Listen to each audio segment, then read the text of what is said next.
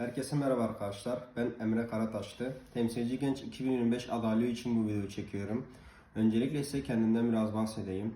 22 Aralık 2005'te Şanlıurfa Söğrek'te doğdum. İlk öğretim, orta öğretim ve liseyi Söğrek'te okudum. Şu an SDC Üniversitesi'nde elektrik elektronik mühendisliği 2. sınıf öğrencisiyim. Gençlik merkezlerinde aktif rol alıyorum. Şu an T3 Vakfı'nın deneyap atölyelerinde eğitmen mentörlük yapıyorum.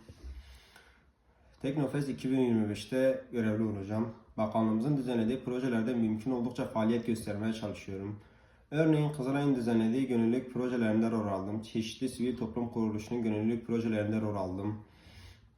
Bakanlıkta gençler beraber çeşitli sportif, kültürel ve sosyal faaliyetlere katıldım. Şimdi ise en büyük hayalim temsilci genç olmak.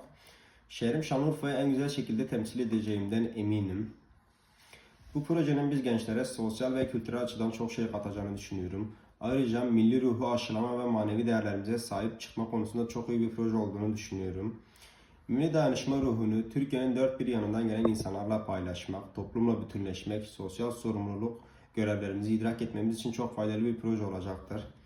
Ulu Önderimiz Mustafa Kemal Atatürk'ün 19 Mayıs Atatürk'ü anma ve spor bayramını Ankara'da kutlamak için bu projede faaliyet göstermek en büyük hayallerimden biri. Umarım bakanlığımız bu hayalimi gerçekleştirmeme yardımcı olur. Milli değerlerimize sahip çıktığımız bu tür projelerde görüşmek üzere. Hoşça kalın.